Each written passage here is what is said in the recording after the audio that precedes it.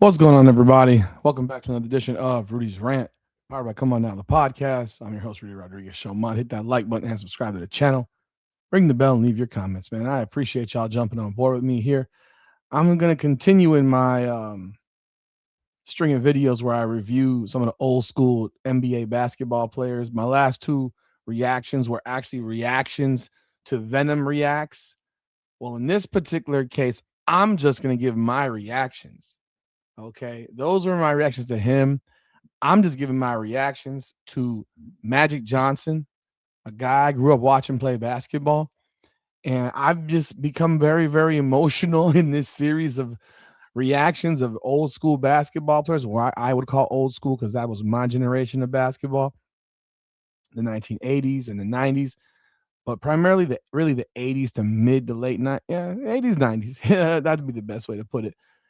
But in this one, I'm going to be reviewing some highlights of Magic Johnson. We'll see how it looks. You know, I'm excited to do it, and come along with me for the ride on this one, man. So grab your popcorn, man. Hit the like button and subscribe to the channel. Let's jump right on in. So let's jump in and take a look, and we're gonna take the music off because I don't want to have any issues with copyright stuff. So let's jump on in. This is Magic Johnson, one of the all-time great NBA point guards. Some might say the greatest point guard of all time. Take a look. You got these are quick little shots of Magic. Let's get to the highlights, man. It's a Showtime Lakers. Look at that pass. Look at that pass. Perfectly placed behind the back. Oh my goodness. Oh my. Oh, look at the crowd. Oh, oh, oh, oh, oh, oh. Look at that. Woo, bro. We got the answers. We got Mikhail going to that Scott, that little baby hook. That was a game winner. He's not going to have the same type of highlight film that you might see from a Michael Jordan or maybe even a Larry Bird because that wasn't his game. But you're going to get those no look passes that, oh, look at that. Oh, look at that to James Worthy. Look at that. The no lookers to Kurt Rambis. Imagine these guys were wearing suits back then to games. People will never wear suits to games now. The Forum, baby. There's a show on Netflix right now. I think it's loosely based on the Lakers and Jerry Buss with I forget her name, but it's absolutely hilarious. It's on Netflix. Showtime Lakers, man. I hated the Lakers, man. I was a Celtics fan growing up. As you see so much Celtic stuff. The no look pass was his thing, man. He really just he would grab you. Whoop, whoop, whoop. Oh. Oh my goodness.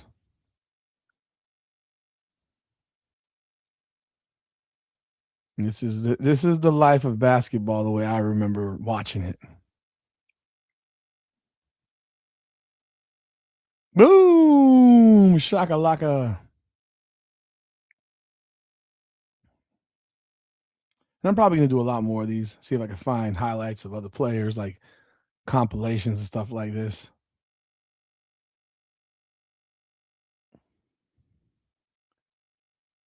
Let me tell you something, man. Looking at those no look passes, man, it's just like all you can do when you see the no look passes, just be like, ooh.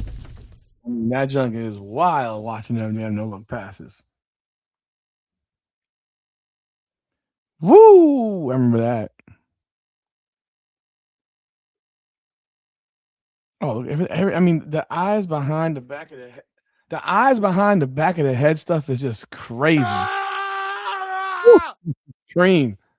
It makes you scream. This is actually a pretty short, video overall. Oh my goodness, there's too many highlights of him beating the Celtics. God, dog, man, that's depressing right there. Too many highlights of him beating the Celtics, bro. They just run right to the locker room. Man, we better get out of here, man. This is Boston, bro. This is obviously not the type of video that you see with Larry Bird or Michael, but it's just he's looking at the dude on the left and he hits Billy Thompson on the right. My goodness. You had to have your head on the swivel at all times playing with him because you never knew if that pass was coming. You better be ready. You better be ready. Look at him go right in the face of Patrick Ewing. Look at that grip strength. Boom, right through the legs to Kurt Rambis. What?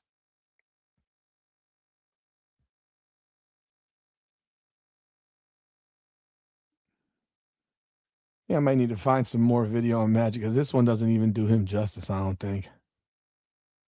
This doesn't even do him justice. Won himself a lot of rings, man. Lots of rings. It was 5, I believe. Look at the bullet that was. You didn't even see it. Behind the back. Boom. That's Klay Thompson's daddy right there. Dr. J. Gardner and Magic Johnson. I mean, think of y'all don't get look at that bounce pass. Come on now. Wow. Sheesh.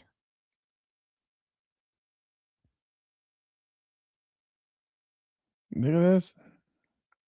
I feel like we already saw that one. He's literally looking the opposite direction and it hits the dude in the chest, man. Sweet.